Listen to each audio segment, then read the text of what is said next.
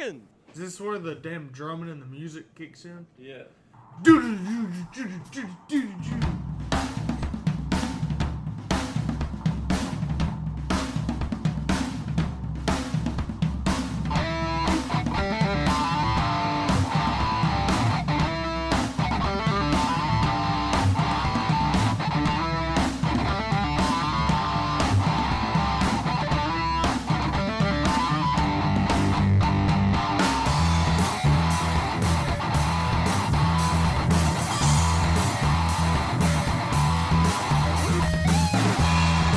What is going on, everybody? Hello, and welcome to On the Pipe Podcast. I'm your host, as always, Tyler Shepardson, and today is Tuesday, February the 21st, 2023, years after zero, and it is the week after the GNCC opener, the Big Buck GNCC.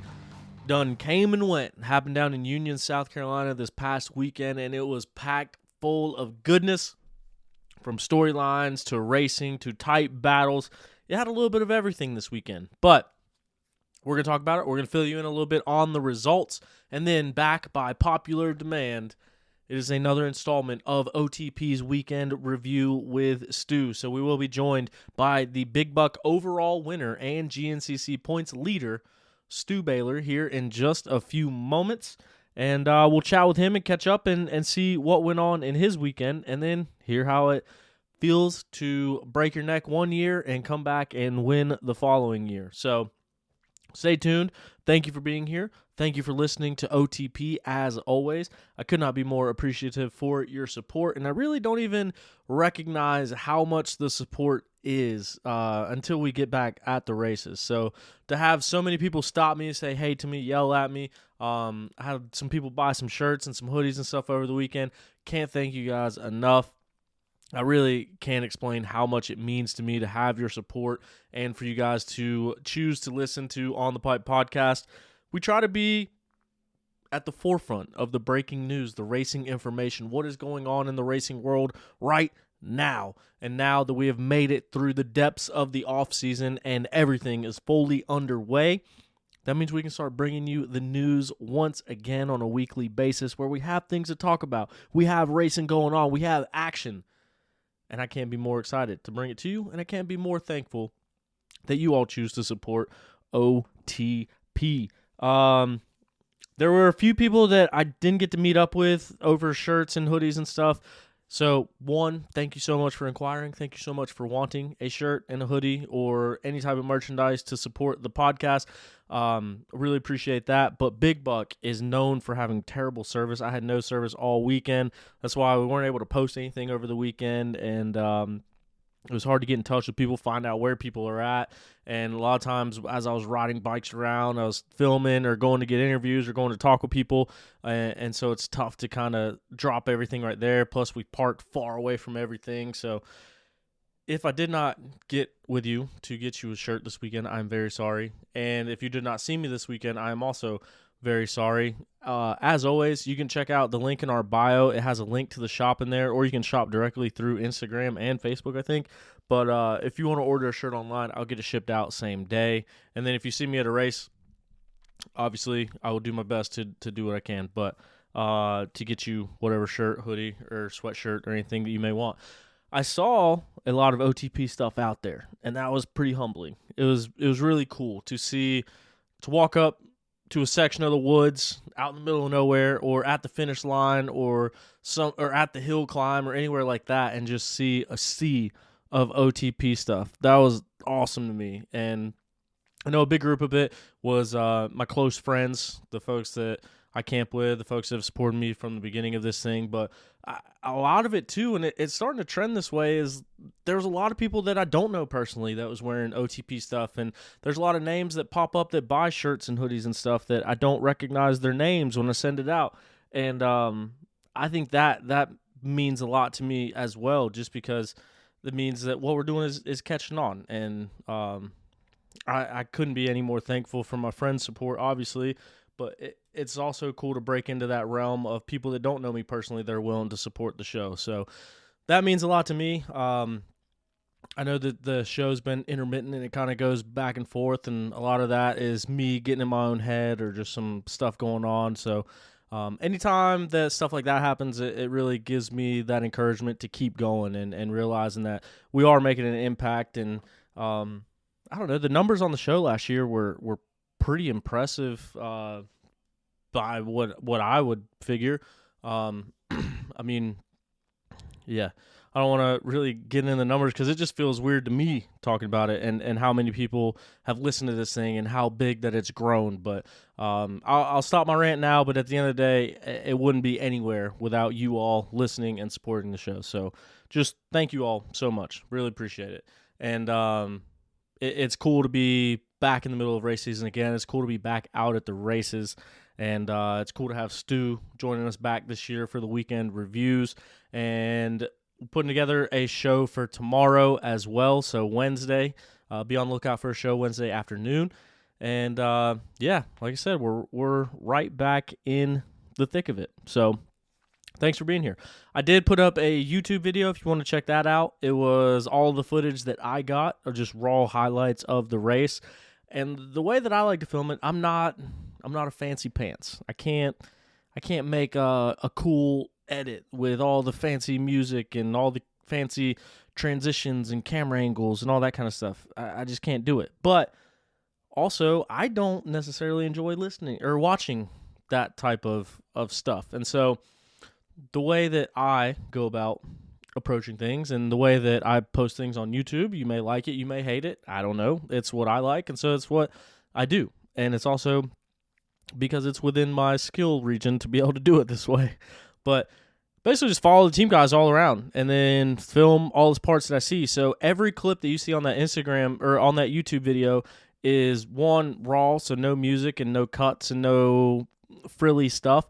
It's exactly how I saw it. It's exactly how I saw the race go down, but it's also in chronological order from start to finish. So if you see them come by and it's Stu out in front, Ricky Russell in third, Ricky Russell in second, Ben Kelly in third, then that is the way that they were running in that race. So I started at the beginning of the race, I ended at the end of the race, and I put everything in order going up to that point. So each time you see them is at a different point in that 3-hour race where they are all battling. And I think that shows how the race breaks down and how the progression of it is and who's leading what laps and who's making moves on what laps and all that kind of stuff. But it was also really cool that this race, more than any in my recent memory, the riders were so much closer together. They were in those trains. They were all packed in with each other. And the XC2 battle was right behind the XC1 battle. And the XC2 leaders ended up physically getting pretty far into the XC1 class. XC2 leaders got pretty far into the XC1 class. I think I said that right. Physically. And so it made filming it a joy. It was a lot of fun. And so I hope that you can enjoy that as well. You can check it out now on our YouTube channel, youtube.com/onthepipe podcast. Or if you just go and type in On the Pipe podcast, it should pop right up. But yeah, if you want to give that video a watch, give it a like, subscribe to our YouTube channel. It'd be very much appreciated by myself. And it'll help on this whole trending thing that we're doing to grow. I am still up to a couple things, trying to find ways to make it all work, trying to find ways to just do things differently and kind of give back to the sport. And so every little piece of support, whether it's growing that YouTube channel to hopefully monetize it someday, to supporting the T-shirts and the hoodies and everything like that. I'm trying to do things to, one, make the show better, make the show more accessible, and also find ways to give back to the sport. That is my ultimate goal. So your support goes a long way. And yeah, even if it's as simple as watching a YouTube video in its entirety and clicking the like button and subscribing to the YouTube channel. It costs $0. You might get a little bit of entertainment out of it, but stuff like that, as little as it seems, can go a long way. So check it out on YouTube. Other than that, it was a cool weekend in racing. There was a lot of storylines throughout the pits. I heard a lot of stuff. I'll be honest with you. I heard from several people, several different areas, that Ben Kelly might not even race. And what do you know? Ben Kelly races. And then what do you know it? Ben Kelly goes out there and gets second place. What an amazing ride by Ben. And, it just shows the grit and the heart that it took to go back out there and do that. On the podium, I was standing right next to him, and I think they were kind of saying, hey, go hold up your award for a picture. And Ben was pretty much like, I don't know if I can get off my bike. And he sat on his bike the whole entire podium interview, and I think a lot of it is because of how sore that leg is. And I talked to Ben a little bit about his leg, my legs in general, because I went through a tib fib, got a rod in it, and then re-broke mine like 5.5 weeks ago. And so it is annoying, and it is a lingering pain, and it is something that takes a while to get over, not only physically but mentally as well. So I guess long story short is just to go from questioning whether or not you're going to be able to race to getting second place, I think is really impressive, and I think it shows a true testament into his headspace. But, I mean, the same thing can be said about the whole entire podium last year, and we're going to talk to Stu, so I didn't want to steal a bunch of the thunder of it, but last year, Stu went into this race and broke his neck and thought that it might have ended his career, and it still finished that race. So, broke his neck towards the beginning of the lap and still finished that entire lap and got points at Big Buck. And then this year comes back into this race knowing that this is where his neck was broken at.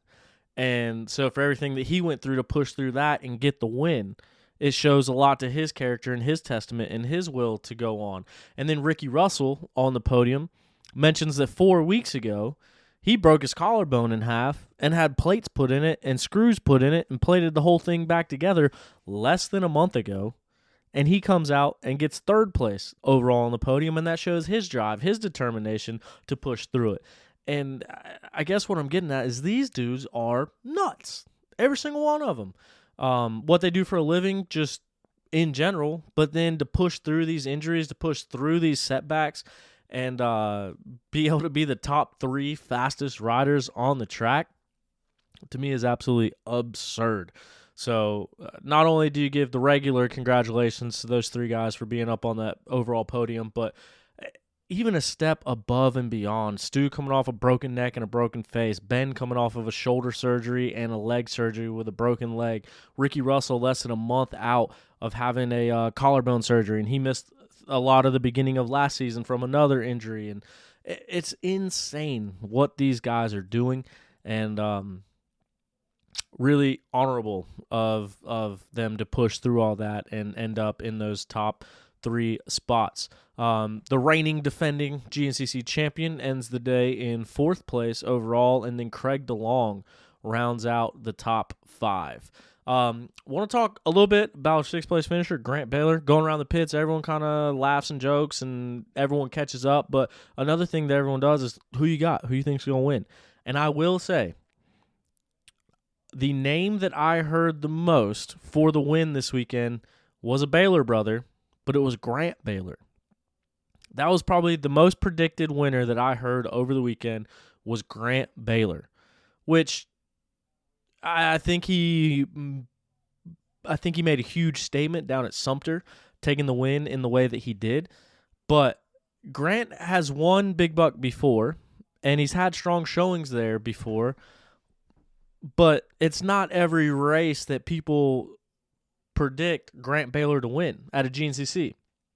And so for the amount of people that I talked to think that Grant Baylor was going to win, it just shows a statement of how strong that he is looking on that new bike, on that new ride, and what he did down at Sumter. But he ended the day 6th place.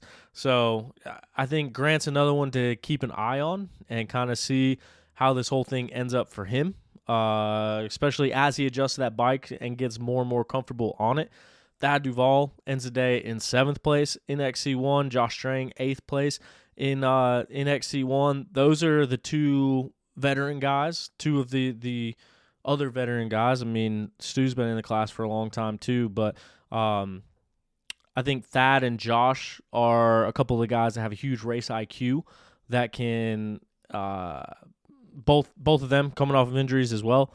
But I think it's I think they're going to have a lot of success this year as well. Thad going to a new bike, and granted, you may not think it's that new going from a white frame to a red frame, but I guess there is some more differences in those bikes other than just that. And then Strang coming off of a full gas, perfect 10-0 victory, but also coming off of that injured arm, that broken arm. I think those are two guys that we're going to see come on stronger and stronger each and every week, and I think both of those guys are going to have their fair share of podiums and racing for race wins as well. So it's cool to see them come away with some good points and good learning experiences on the first race of the season. Lane Michael, 9th place. He's on a new ride, doing his own program, but he looked good out there, and so hopefully we can see him put it all together as well. Johnny Gerard didn't get the full story of what happened, but he was running out front early on. He got the whole shot, and he stayed out front for a while and then started dropping back. So not sure what happened there, but hopefully we can get a chance to chat with him and see. But he is a guy that I would expect to be battling for race wins as well. We saw him on the overall podium a lot from the XC2 line. So I think once he settles into the new bike, new team, and new pace being on that front row, I think he's another guy to keep an eye on. As far as the rest of the XC1 class, had a couple visitors from Japan over here. Ben Nelko, and probably talk about that a little bit with Stu, who Ben is on Stu's team there, the Teely Energy RMATV MC. I don't know what the official designation of the team is, but had some bike issues in after the first lap. Actually, 3 of the 4 bikes out of that tent ended up not completing the race. And if you go through the results, it seems like there was a lot of KTMs and Huskies and stuff that didn't quite make it. So I believe some of it is like a warranty issue, something going on. I'm not sure. I don't know the full story, but 3 of the 4 of the KTMs out of that tent didn't make it to the end of the race. And we're going to talk to Stu a little bit about that as well. But Ben Nelko was on one of those machines, and he was riding with that pack of guys and ready to start pushing, and then ended up not being able to make it through the rest of the race. So it'll be interesting to see how he comes into his own. And then Trevor Bollinger, we saw and talked to him just a few weeks ago about that tibial plateau injury, as well as some other stuff that he has going on. Well, looks like he had a pretty gnarly crash early on. Talked with Trevor a little bit. Doesn't think that anything's broken. Might just be bruised and sore, but T's and P's out to him. Hopefully that is the case, and we should be able to see him here in a couple of weeks in Florida. But that is the way the XC1 class shook down. Craig DeLong, didn't really touch on him a whole lot, but in that 5th place spot, he looked good. He looked comfortable. He looked fast. And the 2nd place in points, he finishes right behind the defending champion of last year, Jordan Ashburn, who was in that 4th place spot. But Craig is going to be another guy that I think we're going to see make a huge leap this year. I think we've seen him make a huge leap since going into the XC1 class. Obviously finished 2nd place in points last year, but I think we're going to see another leap out of Craig DeLong this year. So keep your eye out on him as well.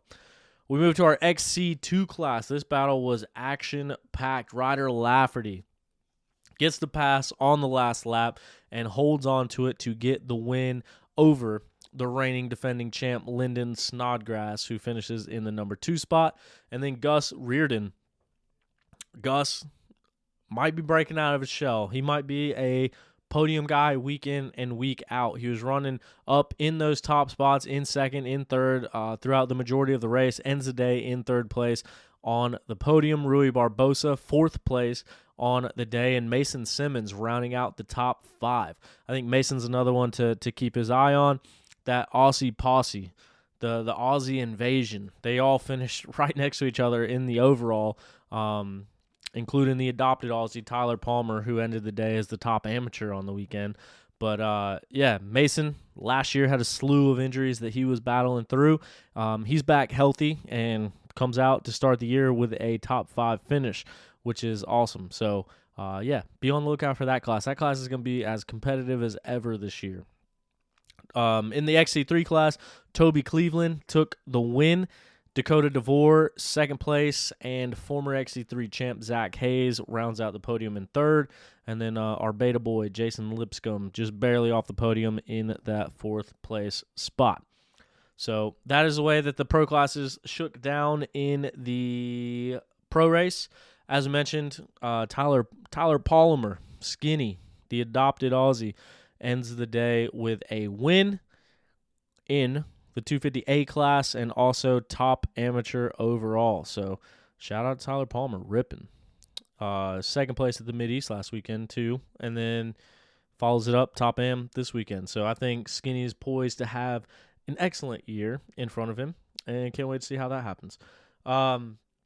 WXC class, that was another battle that came down to the wire. It was another last lap pass for the win. We saw Rachel Archer and Corey Steed way out, like basically in a race of their own for a lot of the race, but it was the way that, Rachel led a lot of the race, but then Corey Steed on that last lap was able to get by her. They both came through the finish line like wheel to wheel, as close as it gets.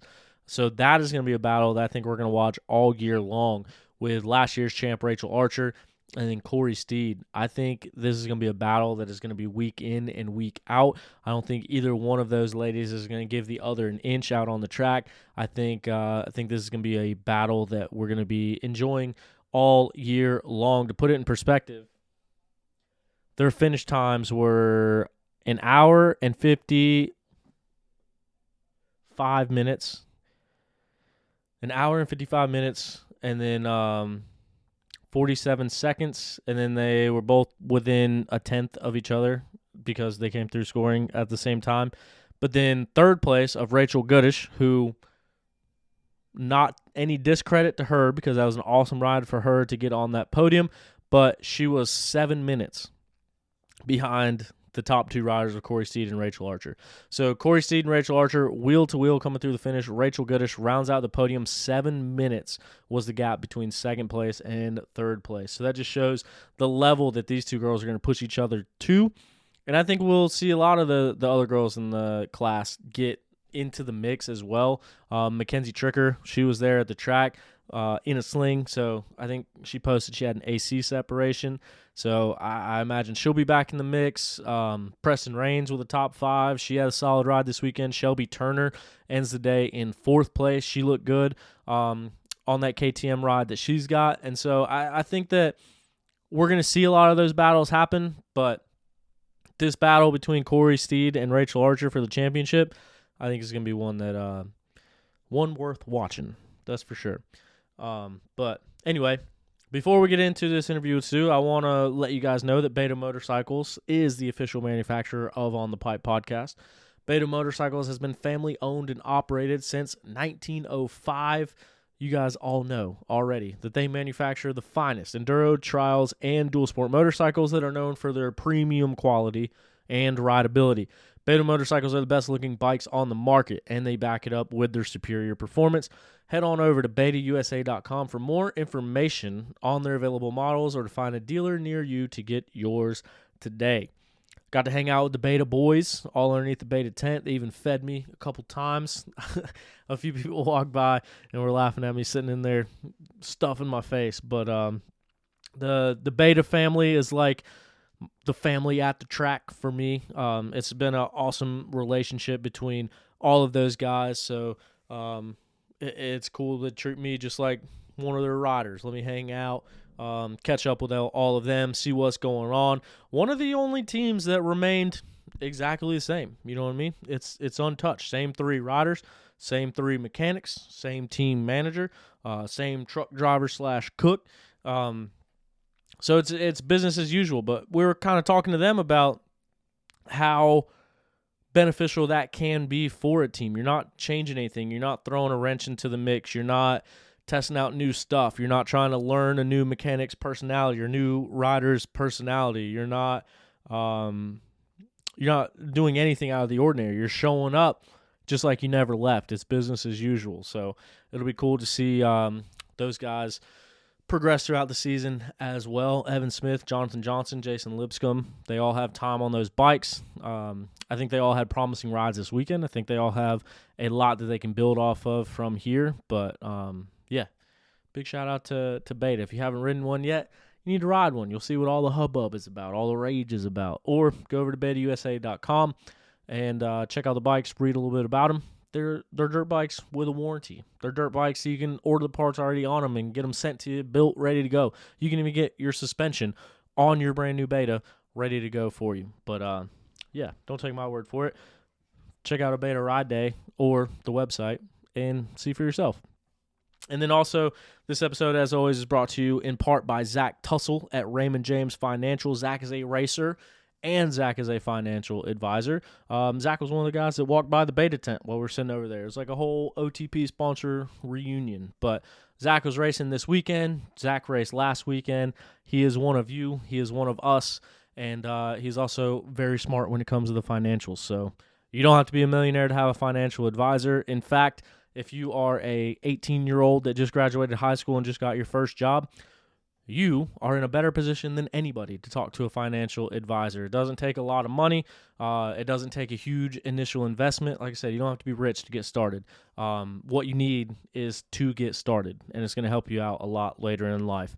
Go to financialadvisorsdenvernc.com to talk with Zach, or shoot him a message directly on a social media. You can search him on Facebook, Instagram, whatever. It's just Zach Tussle, and ask him.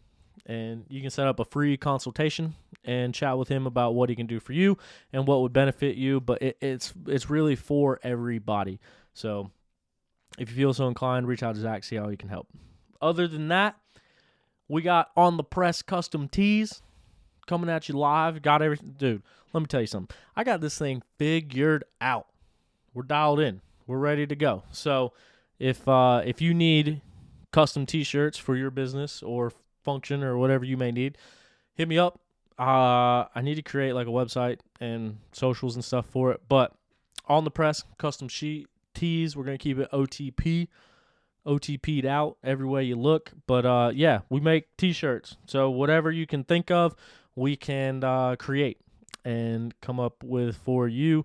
Whether you need fluorescent yellow, fluorescent orange shirts for your company, your business, whatever, or you need work shirts for employees, whatever you may need, we can do it for you. So shoot me a message either on my personal page, Tyler Shepardson, TShep704, or the On the Pipe pages. Whatever, I can bust you over a quote pretty quick. It doesn't take long at all to get a quote. Just need to know what kind of shirt you need, what colors you need, and what your logo is, how many colors it is, and I can send you over a quote within a couple minutes. And then from there, we can get you busted out and realistically, like, have your shirts from nothing to in your hands, delivered to your doorstep of your business, your house, wherever you want them in the same week. So, On the Press, screen printing, custom shirts. Let me know. Gotcha. Other than that, I think that's all the gossip that we're going to catch up on for now. We're going to jump right into this conversation with Steward Baylor. As always, be a friend, tell a friend. If you like these episodes, recommend On the Pipe podcast to somebody who maybe hasn't heard it yet. And then, as always, don't forget to subscribe wherever you're listening at, whether it's Spotify, Apple Music, YouTube, wherever you're at. If you hit that subscribe button, it goes a long way in helping this get out to more and more people. And it also lets you know when the episode is available first. So if you want to hear them first, that's where you can hear them at. We did a show last week with Ben Kelly and Steward Baylor on Ben Nelko and Steward Baylor on Stew's couch. And I messed up the audio. I tried to do what I could for the microphones, but I know a lot of people missed that episode. We did it live on Twitch. So whenever we do videos, it goes live to Twitch first and I push it over to YouTube. But because I tried to do something different with the audio, there was a really bad echo to where if you listen to the Craig episode, it was the same exact thing as that, where the mic was picking up voices. Both mics were picking up the voices, so it did that again. So I'd never push that one out to the podcast. So if you listen to this on Spotify, on Apple Podcasts, wherever, then you never even saw that episode pop up. That episode is on Twitch, and it is on YouTube. So we talked to them Wednesday before Big Buck, so you can listen to that. But like I said, I just didn't send it out just because the audio sounded too bad. But if you do want to try to get through it, it is on our YouTube and it is on our Twitch. Other than that, everything else should be business as usual, getting the shows out. But thank you so much for listening. Let's get into it. So now, joining us once again for a weekend review with Stu. He is a 2-time ISDE champion, a 5-time National Enduro champion, a GNCC XC2 champion, a full gas overall champion, and now he is the 2023 GNCC points leader after winning Big Buck. Steward Baylor. Stu, what's going on? Not too much, just hanging out at the track and trying to keep everything on track with the team. So just making sure we've got everything getting ready for the next weekend and heading out this weekend to head down to Florida. So just trying to get everything sorted to shift gears and go to sand. Thanks. You guys are going to be in Florida all next week, just riding and training? Yep. So we're going to head down and just test and tune, a little bit of suspension, some gearing testing, some tire testing, and make sure that we've got our bikes exactly like we want before we head down to the sands of Palatka. Man, I don't want to get this thing off on a bad note, but with the team manager role and everything going on this year, with a week of prep for the sand, I know Florida is a gnarly one on bikes and on equipment and on everything.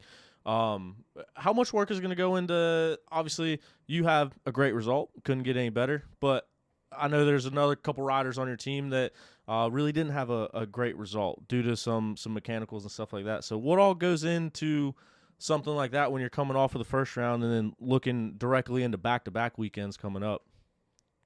Yeah, obviously, luckily my result kind of overshadowed some of the issues that we had. We had 3 bike failures this weekend. Our fill-in rider, Drew Calloway, who was leading Open A, had a bike issue. Ty Ely had a bike issue on lap 1. Ben Nelko, his bike issue started on lap 1 and sat him out on lap 2. So definitely a bummer, which throws a little bit of chaos our way, just trying to line everything up with the mechanics. And we've got, this year's been really tough. As everybody in the motorsports know, this industry as a whole has been really difficult to stay on top of getting everything we need to go racing, just with supply issues. So, I don't think we've ever had the demand in the industry that we have right now, which is phenomenal. But at the same time, when you're trying to operate race teams day in and day out and using the amount of parts that we use, it definitely throws a curveball when we have failures. And right now we've got 2 bikes back in West Virginia, up there with Kevin Gano that he's going through, and just trying to make sure that everything's back lined up. But it definitely makes for a tough time, trying to keep your riders happy and head on straight. I know Ben's been pretty bummed. The group was all very tight this weekend, and I feel like he thought that he was right in the mix of things. And getting to see the battles firsthand in XC1 definitely quite different. But I think all of my guys right now are wondering what if, and everybody puts that hype on round 1, so you kind of want to know where you stand, so that if you've got to make changes, you can make them before the second race. And the rest of the team's not even able to do that, so that sucks. And then Bubs Tosh obviously sat out. That was who we had our fill-in for with an injury, so trying to get that sorted out. He messed up his knee, so aside from just racing myself, it definitely makes things difficult when things aren't going smoothly. Yeah, and that's kind of one thing that I was wondering, just in the team manager role, like coming off the track, obviously taking the win, a lot of other stuff going on right after the race too, due to a scoring issue. But just you being pulled in a million different directions right after winning the season opener. I mean, it's got to be crazy to look back and think, oh, I got to deal with what's going on with my team now. I got to deal with what's going on over here now. Then you got to soak in the win. And I mean, what were the emotions like immediately after the race? I mean, obviously I was stoked, like going to the finish line, going through the pits on that last lap. Like, it was after last year and finishing without feeling in my hands or feet. Um, those thoughts were definitely going through my head, and um, I I said it on my interview. Like I was like, this is going to be the last bike flip when we've got to worry about the parts, which are obviously difficult to get. So, but I had to new bike, new program. We've put in too much work not to give the fans what they want, and um, that was like the emotions were definitely there. And then immediately after, like we crossed the line and figure out that there may have been a little issue with the front tire clipping a scoring system, and maybe causing some issues for everybody else. Like that kind of it kind of took the wind out of my sails. It puts you in a position where it's like, all right, well, you were stoked, but now everybody's down your throat, and no longer happy about that win. And then beyond that, it's you've got a lot of stuff going on, and you've got to get up on the podium and try to keep a good clean presentation so you don't say anything that puts you in a further hole. And it's definitely difficult, wearing multiple hats and trying to keep everything on the DL and under control at the time being. And definitely happy that the for the general public, the win overshadowed the rest of the situation. But we definitely had a lot of issues following round one, between some calls that were going to be made, and I was kind of under the impression that I was definitely guaranteed the win. And then as I'm getting up on the podium, they said, well, there may be still another call made. And I'm like, whoa. I'm not getting on the center of the podium if they're saying there's possibly another call being made. Like if it needs to be done, it needs to be done in front of the fans. And talking about any type of penalty for hitting the scoring loop is what you're talking about. Correct. So, my I guess my point was, like, obviously I didn't intentionally do that. Like we've done this 11 times and the fans enjoy it. I was going to keep doing it. And,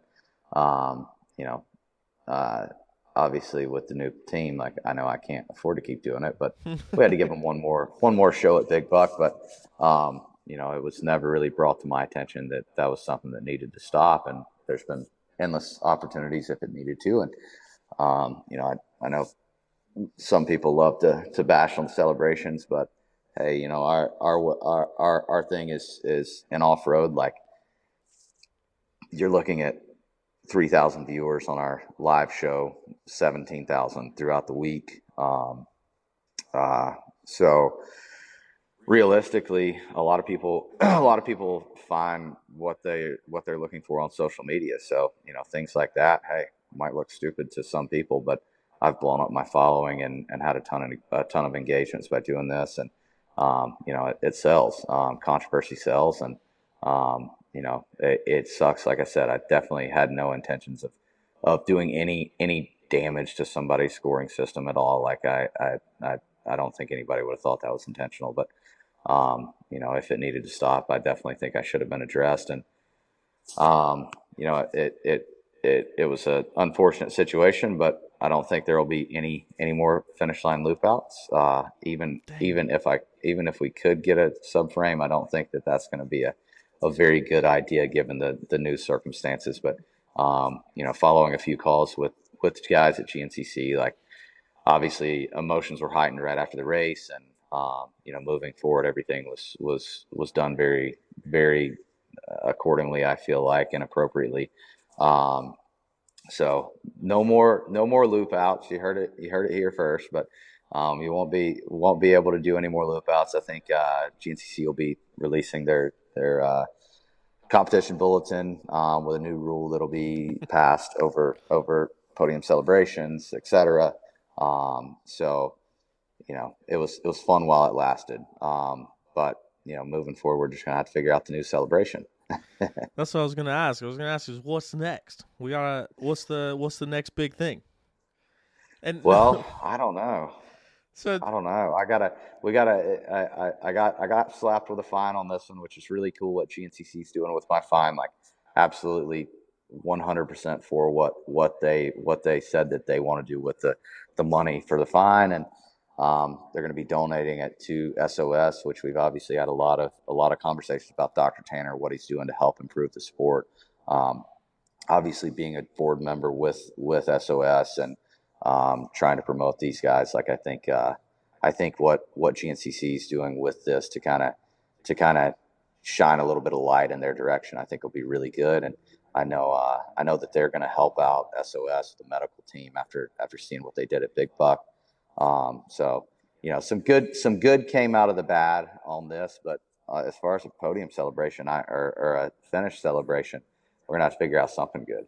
yeah, and it leads me to think about we've seen.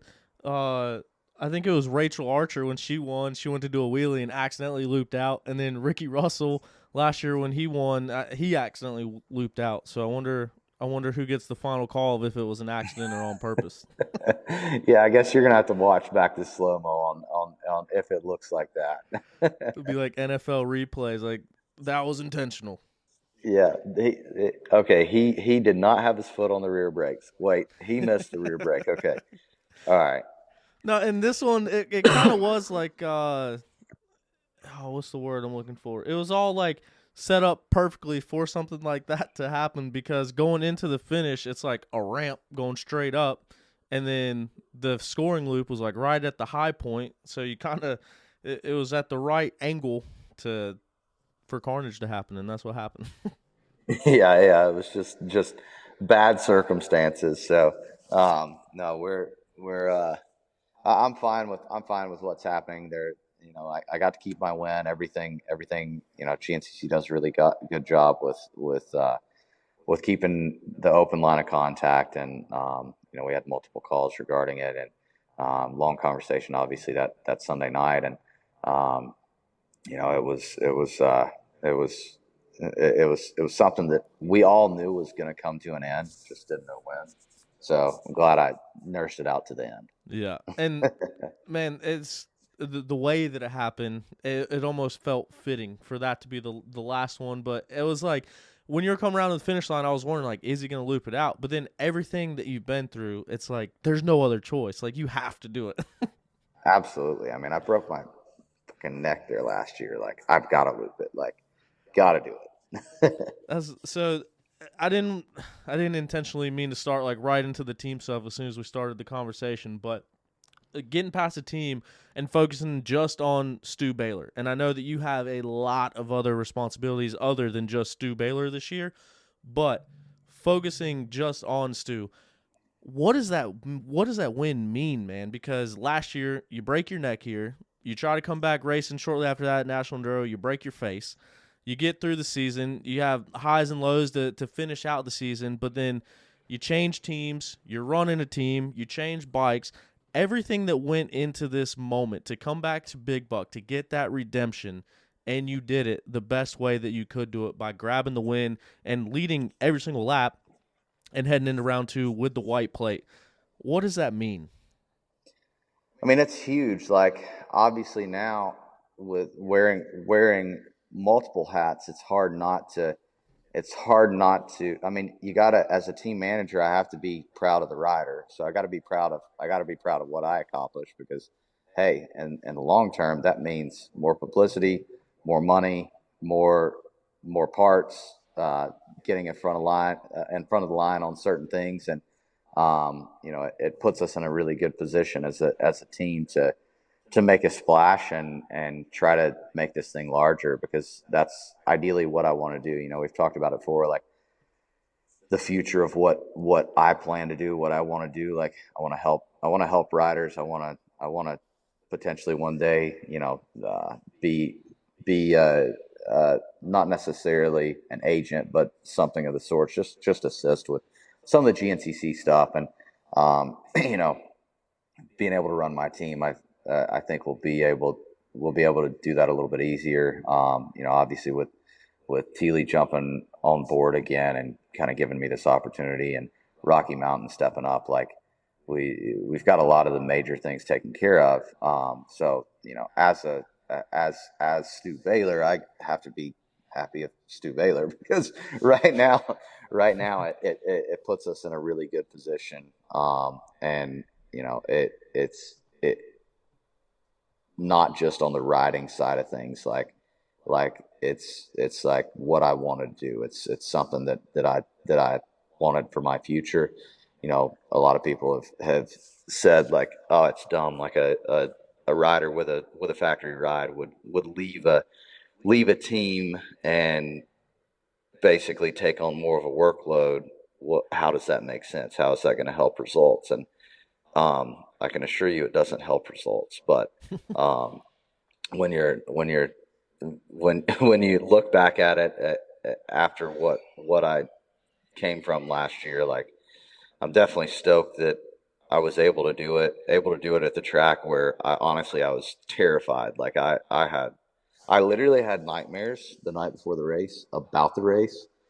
Woke up and told my wife, like, I just don't have a good feeling. Like, I genuinely don't have a good feeling. I was like, I don't know. I might just ride today. Like, just get through it. I was like, seventh place is fine by me as long as I get points at Big Buck, since the last 2 years have essentially cost me an opportunity at a championship here. So, um, to me, I was like, all right, let's just get through this thing. And then found myself up front, and you know, immediately my mindset changed. So just was able to ride my race, and my race was luckily faster than everybody else's on that day. So, man, you saying you had nightmares going into the race because of everything that happened there, and then, like you said, you get out front. Did that ever cross your mind while you're out there? Like, oh man, I'm supposed to be trail riding today. Like, I need to back it down. I need to save this race. Like, was any of that ever going through your mind, or was it more of, hey, I'm out front. Let's hammer down. It definitely did. Like mid race, there was I think lap 4. I did 2 pit stops. We weren't sure on fuel consumption there. But after my second pit stop, it took my lead that I had kind of maintained around that 20-second mark down to 4 seconds.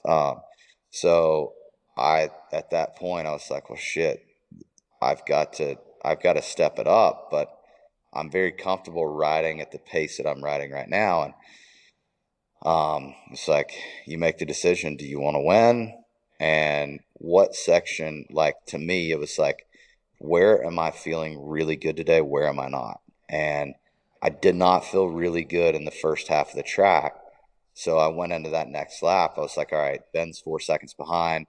I know where he is. Obviously, no help by any of his team on pit boards, which I would get a few pits boards, seeing as the seconds between us were the same. I saw quite a few guys kind of turn around whenever I would come by, which kind of frustrating. I mean, orange bike's an orange bike, but luckily I had some of the guys on the team I rode for last year that were throwing me some boards, and I was able to see that distance start growing on the first half of the track, and I just took some different lines and was able to spread it back out. And I I that first half it was really weird. It was tight but very fast and very rough. So it was kind of dangerous feeling. And obviously that thought in the back of your head doesn't really go away that easily. So it was like, all right, that was close. I need to change what I'm doing. And I definitely had that thought, but it's like you've got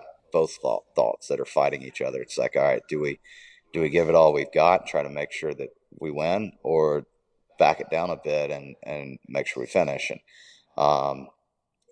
as I got rolling on that lap 5, everything just started kind of clicking. I felt better the faster I went on that first half, and the second half was just where I made my pass on lap 1 and kind of distanced those guys. Was a really easy section for me. Everything my lines were a foot over from everybody, and the track was really favoring that side for me. So I was able to get that gap, I think, back up to 30 seconds pretty quickly. And from there, the last lap is where the thought of finishing really, really came into play. About a third of the way through the last lap, I backed it way down.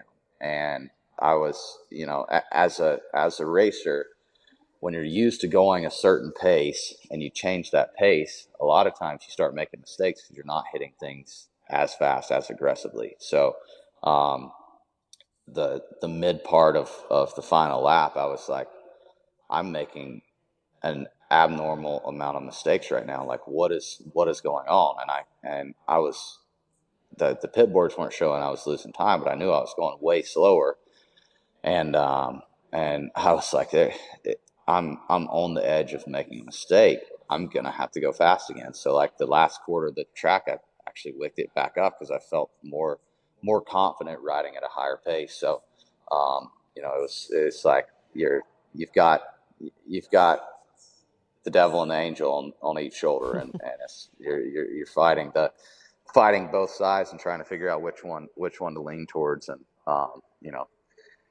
it's not obviously not what you want to do. That's not what you want to think about while you're racing, but it's hard not to at that venue. And luckily everything fell into place, and I was able to maintain it. But it was that last lap was definitely tough. And last year it was obviously the last lap where I got injured. So the thoughts were definitely there. Dang. And so to go through all that, knowing all that, going through that during the race, what was your mindset? What was going through your brain that last lap, or really like the last like mile or two? Because I probably saw you guys more on the last lap than any other lap, just kind of following it around and like checking in places where I knew you'd be. Not necessarily to like get the shot, but I know that I could see you and then still make it back to the finish. And dude, every time I saw you, man, you're popping wheelies, you're riding wheelies down straightaways, you're riding wheelies through the woods, you're riding wheelies down pit road.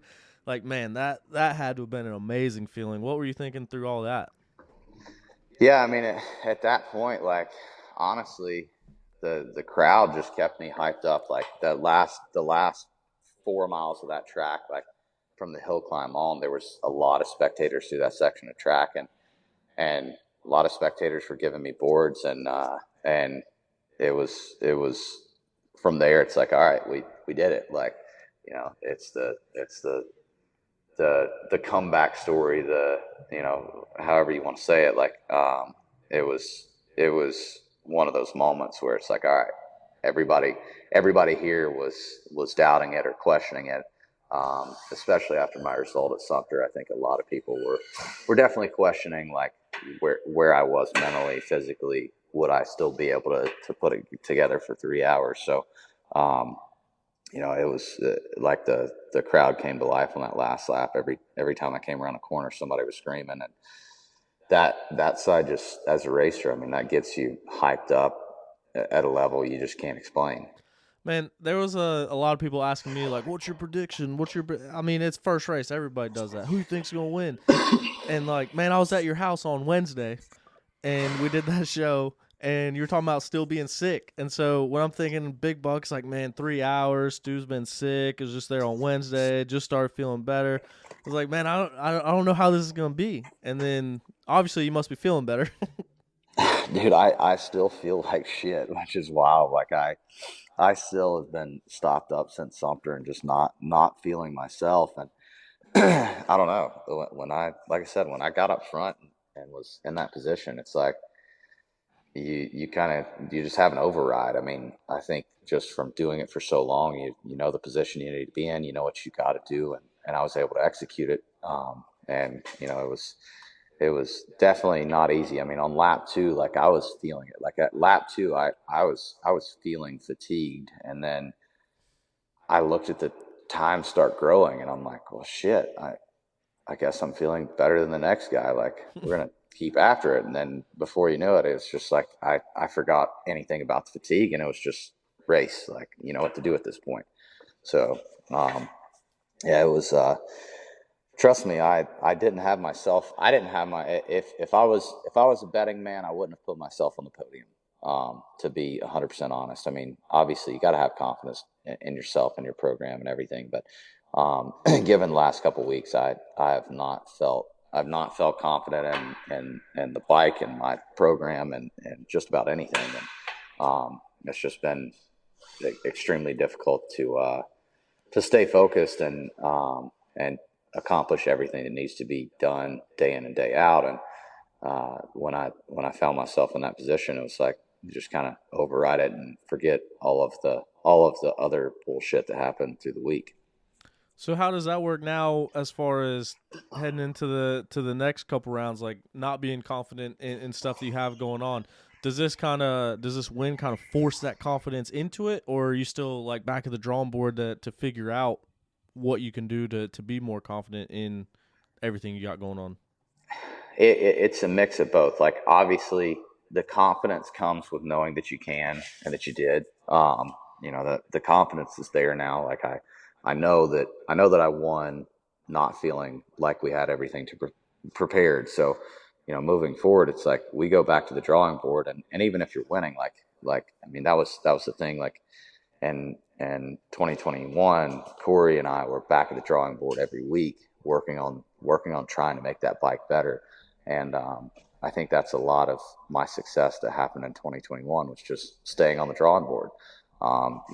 Even with a win, you can be better. So, um, you know, obviously the win gives you the confidence to know that if you make it better, you definitely should win. So, um, I feel like moving forward, the confidence is definitely going to be higher, knowing now that I did it not feeling up to par, which leaves me to where I know that I can still make the bike better. I can still get myself better. I can still be more prepared for the next one.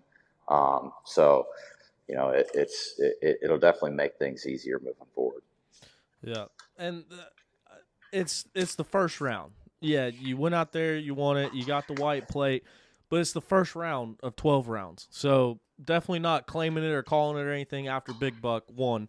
But going off of that, last year you and I started doing these shows and we started doing the weekend reviews, and it was tough because after that first round, you were off the bike for the majority of the season.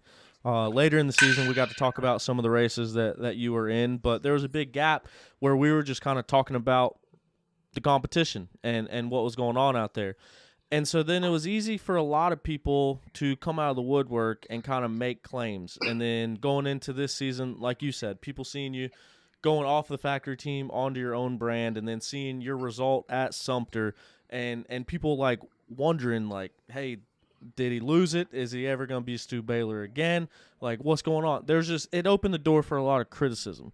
So, like I said, I know that it's just one round of a 12-round series, but when you hear all of that chatter behind the scenes, when you hear the people that have doubted you, when they're coming out of the woodworks to kind of capitalize where you were at in a negative part of your career, being hurt, and then like you said, Sumter getting off the podium, so it kind of allowed those people to fuel that fire a little bit more. Whether it's other riders that have started podcasts talking about it, or whether it's people that don't like seeing the loop outs at the track talking about it. I mean, what would you have to say about those people that have had those doubts and tried to solidify them based off of a little bit of bad luck on your end? Well, people have to have something to talk about, and I definitely give them something to talk about. Win or lose. I think if I wasn't, I got to go back to something that Jason Raines told me a long time ago. I was 12 years old, was living with Jason Raines, riding daily, and I was losing friends, and I was starting to win, and just couldn't figure out why I was losing friends. It was aggravating. It was frustrating for me personally. And he said, the only time you need to worry is when the talking stops. He said, if you give them something to talk about, they're worried about you. So, that definitely still is in play and has been for a lot of my career. There was some times where the chatter stopped, and those were the dark times, basically. It's not all positive. You talk about other riders that have started podcasts. Like I don't really listen to podcasts. Like obviously I engage in them because it's great. It's great for the sport. I think a lot of people they want to engage and know what's truly going on behind the scenes and get a little peek behind the curtain. But, to me, honestly, I'm too damn busy to go and watch another podcast. But definitely hear the stuff, like it gets back, and it doesn't really bother me. Like, I felt like anytime that I've talked about majority riders, like I'll definitely, you got to have stuff to talk about, and controversy sells. So, if it's all good, people don't listen. So no, I know that I know that I'm definitely talked about a lot. And it's a good thing. Like I don't dislike when people say negative things. Like if anything, it's just it's criticism that I can take and hopefully build off of if it's something that I feel like it's necessary. And obviously, hell, on this show we've talked about other riders, and not always in a positive manner. We always try to be very open and throw a bone when needed. But it's you try to speak facts, because you can't just dress it all up. So if people wanna talk about me, it's fine. It is what it is. I hear it. It's in one ear, out the other. Doesn't bother me, because at the end of the day, I'm winning and they're not. Yeah, one way to look at it. So one of the things I did kind of want to talk to you about, and then I want to get into the race a little bit more, but like being on the Teely team in the past, you were there with your brother Grant, and then obviously Ty was there then, and Todd was running the team, and now you're back with Teely now, and Ty's still on the team obviously, and now you got Ben there and Bub's there. What's been the biggest differences, or I guess have there been any similarities to the first time around versus how it is now? Yeah, I mean the first time around, like it was definitely a lot different. Last time that we were part of the Teely team, it was more like we wanted it to be fun. Todd was doing it for fun. This time, when Todd and I discussed it at Snowshoe, it was like, hey, I'm in a position to where I'd like to get back involved and do a team if you have any interest in doing this moving forward. But it needs to be more of a business. Obviously, we still want to have fun. We don't want to make it a miserable environment, but we want it to be legit. He's at the point where he's been kind of running a team for, I think, 9 years now. So, and I called him a couple weeks after, and I was like, hey, let's keep this line of contact. And it it was the first time it was basically him spending a lot of money and having fun with it.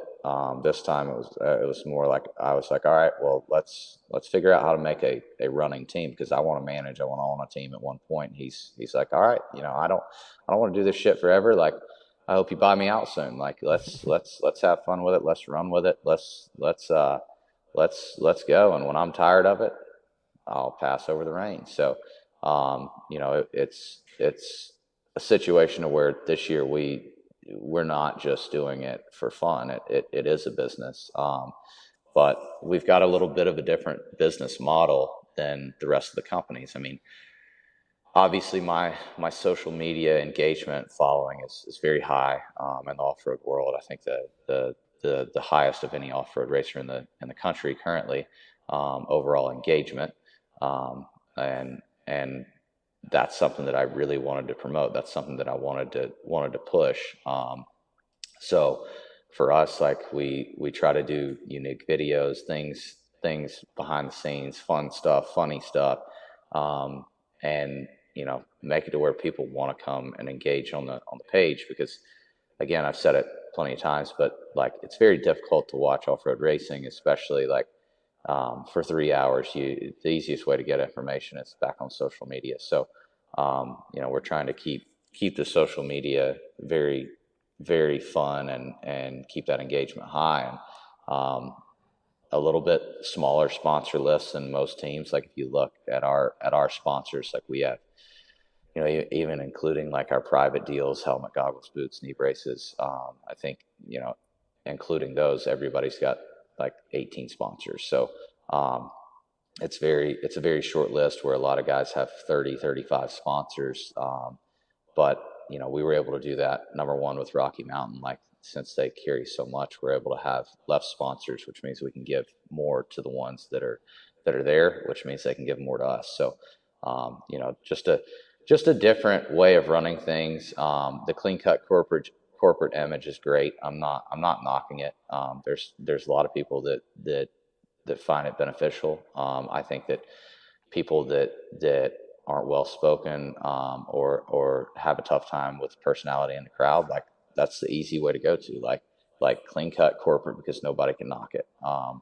But if you got a little attitude and you're something different, people also love that, engage in that, and that's where, to me, true sales are found. You buy things because of personality. You don't necessarily buy things because it wins on Sunday. The old motto of win on Sunday, sell on Monday isn't necessarily always true. Absolutely, results matter. I'm not saying results don't matter, but in the grand scheme of things, I think that true sales, trackable sales, now more than ever have moved online, and everything from where people gain their information of the weekend to where they pick their favorite rider is found online. So, we're kind of exploiting that just a little bit, and that's what we're the angle that we're taking. I mean, every other team is taking that other angle. I want to do something different. And that's kind of what we're starting. And so it seems like it's off to a very good start so far. Have you? Yeah. We have fun on social media. Oh, and we sometimes win races. Yeah. Yeah. No, the team release video, that thing was all time. Yeah, we definitely wanted to try to, like I said, keep it light, keep it fun, keep it entertaining, keep that engagement high, and that's the big thing for us is the social media side. So, like, I'm sitting here thinking about stuff to do, and I saw like 3 other teams this year announce that they were the A team, and a buddy down the road was building an A team van, and I was like, dude, this just lines up too good. Like, we have to do something, like just something for fun, and it turned out great. Like, we were able to do some entertaining stuff, and you can tell by the comments of people that were like, "Oh, this is stupid." Like, they clearly have never watched the A-Team, so Yeah. they need to brief themselves a bit. Yeah. That's like when I said, I commented on there and said, I pity the fool that thinks they have a better announcement than this. I had a couple people like, what are you talking about? It's like, dude. Yeah, they have you don't no get idea. it. Yeah, it's funny. Like, there's literally a guy that came up to Nelco this weekend, and he was like, "Yo, I pity the fool," and he's like, "What?" He goes, "Say it, yell it. I want to video it." Like, and I mean, that there gives you that personal touch, that engagement with a fan, and you're no longer just a pro rider, you're a person at that point. And I think that a lot of, in most sports, people look at the racers as different than just normal people. We're held to different standards when we do things wrong, and we're praised differently when we do things right. So, giving that personal relationship that you kind of gain when you do things differently, I think that's huge. It sells. I mean, right now there's no argument. It just sells. I mean, people are going to go out. A Nelco fan is going to go out and buy the tire, the wheel, the foot peg, the brake pedal tip, the exhaust, whatever that he's on, because they think of him as a normal person. They had an engagement with him through the pits. Like, we did our Friday night thing, had some people over there. They're going to go back and say, man, we got to hang out with the Teely team. We got to talk to the riders, whatever. Like, that stuff's huge. I mean, as a fan of the sport, not only a fan of the sport, but a kid who grew up in it, I mean, I wanted to run what they were running. Like, every kid wants to run what their favorite rider's running. From MSR gear when I was a kid, it's fun. It's funny. It's full circle, and I'm back in it. But at that point in time, I was running MSR because Randy Hawkins and Jason Raines were on MSR. So, I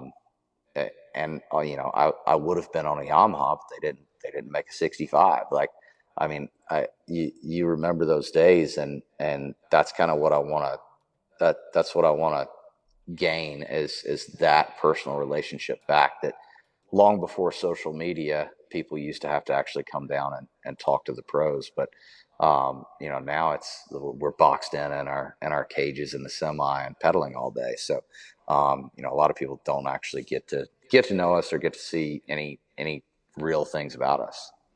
Yeah, and I think that's where people really find like you more so than anybody like more relatable because you are out there engaging with people and talking and putting the stuff on social media, and it seems like someone can show up at a track and feel like they know you just because they've probably seen you online or wherever more than anybody else. But trying to piece together this team and getting sponsorships and stuff, have you had any pushback from anybody? Like, have any of the sponsors been apprehensive to any of the shenanigans or put in contracts, hey, no drinking beers on podiums while you're wearing our stuff? No, no, we've been absolutely not. I mean, we I think every person that we talked to this year was highly interested. And I think a lot of it like is the social media side. When you look at GNCC and obviously if you're an East Coast rider and you listen to this podcast, like you probably aren't aware, but when people from the majority riders out there like are they're not racers. They don't listen to this podcast. They don't know much about anything about riding. They go to Colorado a couple times a year. They buy a dirt bike and they have fun. Um, those guys find anything about GNCC through social media, and they don't know too many names. Like they know a couple guys. They knew Caleb Russell. They knew Josh Strang. They knew Charlie Mullen's name. They know my name. So when I'm talking to these companies in California, where a lot of them are based out of, like, there's some of them that don't even know 2, 3 XC1 riders. It definitely helps. It helped having me personally calling a lot of these companies as well, because now they have my cell phone number. When something goes wrong or if they don't like something, they can email me directly. But no, a lot of these guys have been all on board for it. I mean, at the end of the day, I see both sides of everything. I'm business minded, so I see both sides of everything. There's good and bad in everything. Me personally, Ryan Dungey, great rider. Couldn't stand watching him. It's what it is. Didn't have any spice in his style. Didn't have any spice on the podium. So when you look at that, like there's a market for everybody, and I'm just that different market. And But I mean, he signed Target. That's the biggest thing. Like, yeah, he how'd did, he that did happen? sign Target. I don't know, a good agent, but we don't have those. So it's one of those things. Like, to me, I think a lot of the companies see the value in being different. They see the value in, okay, well, we help out the factory KTM team, which means that we have our black and white guys and the corporate guys. We want to help out this guy as well. And no different than that. I mean, KTM themselves, like, obviously they have their clean cut professional team. They need somebody to sell to the rednecks. So, I mean, demographically, look at our parking lots. That's to me, like, there's a lot of that parking lot. A big portion of those people are people that I would hang out with on a weekday. I mean, those are the people that you find at a GNCC aren't wearing a suit and tie. They're not in a corporate meeting. They're contractors. They're hunters. They're fishermen. They're me. And I think a lot of these companies see that. Like, if you want to open the door and try to put yourself in a position to sell to the general public, I guess you may say, at GNCC, the people that are buying what we're selling, then you have to relate with them more than just on results. So, that's kind of what I want to, like I said, that's where I want to push. I want to be different. I want to do that differently. And I don't think that anybody that got involved with us expected anything different out of me. I don't think anybody said, you know what, Baylor's going to change his ways. Yeah. I don't think anybody had any plans on that happening. If Stu wins Big Buck, he's for sure not going to cuss and or drink beer on the podium? Definitely not. Did I cuss? You did. I think the Shit. first word out of your mouth was a cuss word. Damn it. What was it? I was standing right there too, and it's like as soon as you started talking, you said it was like it was either shit or ass, so it wasn't terrible, but it was something. But Yeah, and I love hearing, I love being ridiculed for that. Like I mentioned, being held at different standards. Like, I'm sorry, but the moms and dads that want to say that I need to be held at a different standard because of things like that. Like, dude, I'm a parent. Like, at a year and a half, I can tell my kid no. Like, if your kid is too dumb to figure out what no means, then you as a parent have probably failed. So if you think that your kid has a problem with doing loop outs because of me, it's not me. You need to look in the mirror. If you think that your kid is going to drink a beer because of me, it's probably again not me. I mean, you guys, everybody's got to remember, like, social media is out there. There's a lot of pages that you can look at that are much worse than mine. The internet is everywhere, and cell phones are in everybody's hands. So if you think that I'm the reason that your kid is misbehaving, I think that you as a parent should probably reconsider what you're doing. yeah, It's just like I tell the kids that I train here at the Shoals, like, do as I say, not as I do. And if you're too stupid to figure that out, then that's on you. Like, I think.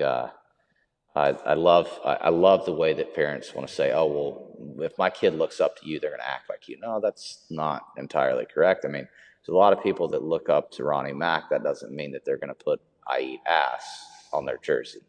So, that's just my opinion.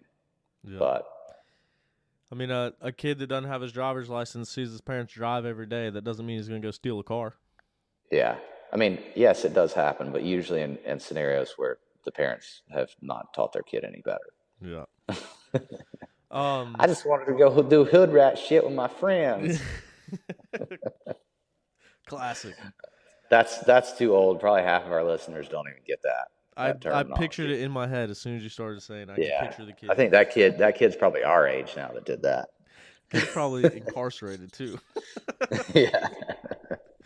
No.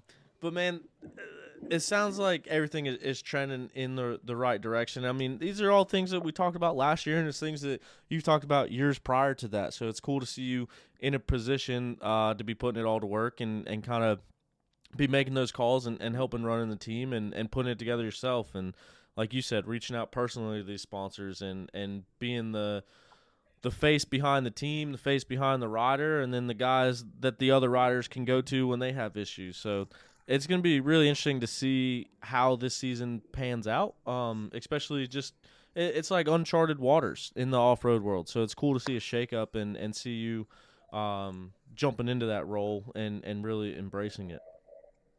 Yeah, definitely. We can't talk about it for 2 years and then I never do anything about it. I know the feeling. I mean, a lot of people do that because, well, it gives them something to talk about. But I think we talked about it too much for me not to go out and try to change. We've talked about it a lot. Try to change the pay. Try to change things that are happening in this sport. And you can't just talk about it. You got to be about it. So what are you going to do about it? Yep. Been battling that same dilemma myself. Yeah. But I mean, how scary was that leaving the factory deal for this what if deal? There's been days where I have literally just been like, what in the hell did I do? It was easy to say no at the time. It was easy to say, like, basically before I did it, I made communication. I had nothing in writing, but I made the communication. Everything sounded good, from from different companies. Basically, the money was there. Everything was stacking up very quick. And then fourth quarter last year was one of the worst quarters for the dirt bike industry. It was terrible. I mean, everybody was out of anything. The containers were delayed. Like, a lot of people were hard up for money. So some of the things that we were promised started to change when we saw them on paper.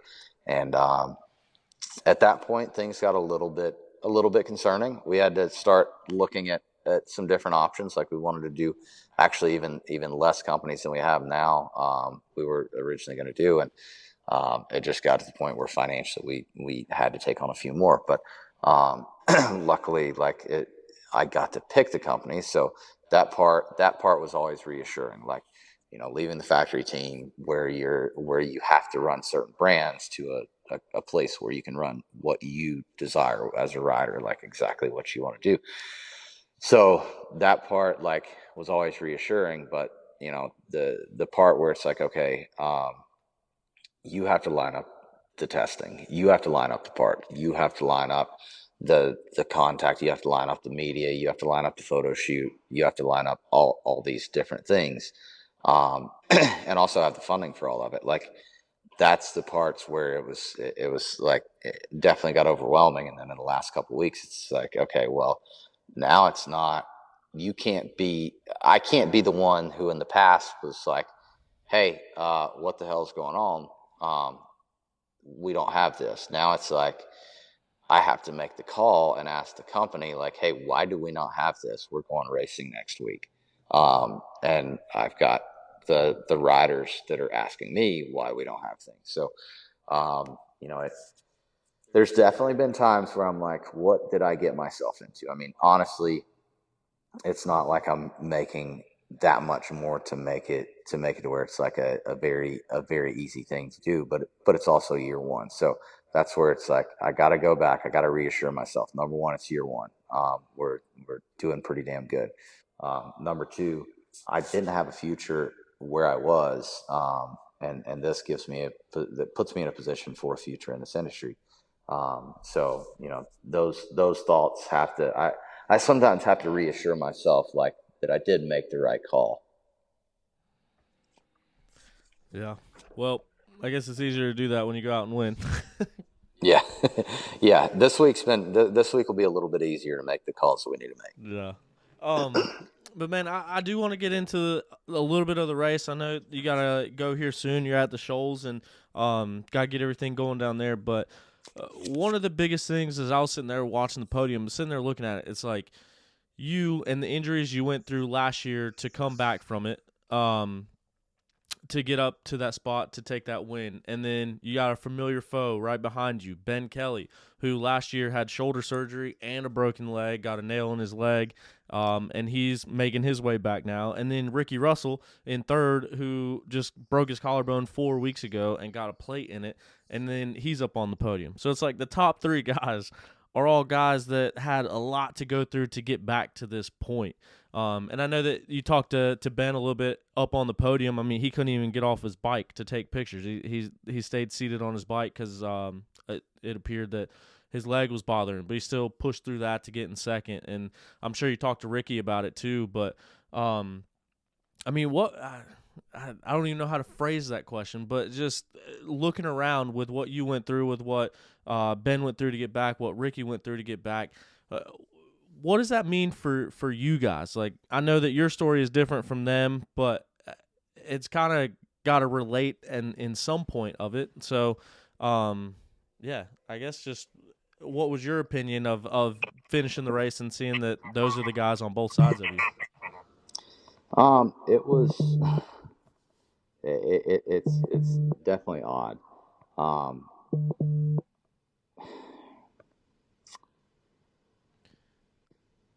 Uh-oh, we got the text messages coming through. Yeah, everything's blowing up right now. I was Sorry. about to say, probably a whole lot more just got put in your plate right there. I could hear the mood change and the buzzes. Yeah. So just look up the definition of morbid. We are sick people. No, it's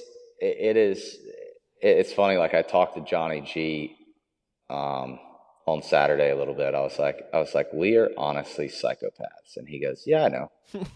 And I'm like, no, I just got done pedaling the track. And I was like, hey, here's where Thad snapped his pelvis. Oh, hey, here's where I broke my neck. Oh, hey, here's where Johnny snapped his pelvis. Like, hey, here's where, Barry Hall got life flighted out of a few years ago. Like, and then it's like, you start thinking, and you're like, what the hell is wrong with me?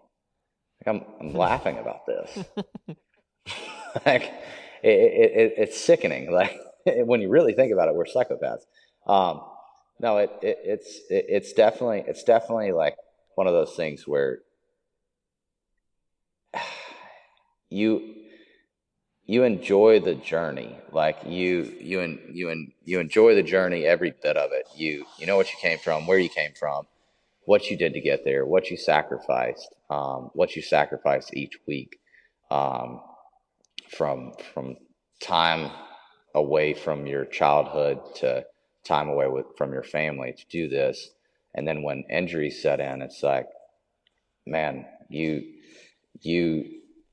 you usually get to live a little bit of your life because you're injured. So like it's kind of funny. Like every time I've been injured, it's like, okay, man, I got to spend a summer at the lake. I've never got to do that like a normal person. I got to go out and do this stuff, and for 2 weeks it's great, and then you're like, this sucks. Like I want it back, and I want it worse than ever. And then the journey starts, and it's like, okay, every day you hit another roadblock, you hit another wall. You're trying to figure out, what can I do to make this better? How can I come back from this? This off season, I had carpal tunnel surgery, and carpal tunnel surgery should be something very simple to come back from, but it wasn't. It was like, I was struggling. Like, I was getting laser therapy, I was getting injections, I was getting anything that I read that can make it better. And same thing with my neck, same thing with my face. Like you get in that zone, and you're like, you're focused on getting to the finish line, and it's with that injury. And when you finally make it back up to the podium, it's like, all right, that's the finish line. Like that's the ultimate prize. Like you came back from it, and not only came back from it, but you proved yourself wrong. You proved yourself that you could do it, that you could accomplish it. And it makes big things seem a lot smaller when you go through some of the stuff that us as racers have been through or put ourselves through. As bad as it sounds. Yeah. And without going through all that, then you never get to experience the highs of coming out and winning the season opener again. Yeah, exactly. Yeah, every setback needs a comeback, and that's basically it's part of it. We all go through it. Every rider at some point. Sometimes it's not physical, sometimes it's mental. Just kind of breaking down that barrier and getting through it. And sometimes the physical damage causes mental damage, where you're struggling to want to come back at all. I can tell you when I broke my neck last year and got to hold my kid in the hospital bed, there was a time where I was like, I'm not going to do this again. Like I feel like it's selfish to the family, but at the same time, it's the way that I provide for my family. So, you start weighing out things, and the comeback is definitely bittersweet. I've had a pretty rough career. Like obviously a lot of surgeries, a lot of injuries. I think I've had, I'm in double digits in operations. And it's been like, there's been multiple times I'm like, it's the last one. And I just keep wanting more. Like, it's, that feeling of accomplishment it's hard to gain that type of accomplishment, that type of feeling anywhere else. Interesting. Yeah, and like you said, that being the way that you provide for your family, but also, yeah, it was a heavy one to end the show on. But I think just going through that, or leaving it on that sentiment about pushing through and not giving up, I think that's a good way to leave it and wrap everything up and bring it all together. Yeah, definitely. Well, we'll catch up, I guess, in 2 weeks. Sounds good, man. I guess the Monday after Florida, we'll be back chatting again. And then thank you so much for your time. Congratulations on the huge win and everything else that you have going on for you. And look forward to talking here in a couple weeks with you. All right, sounds good. Thank you. Thanks, man. Bye.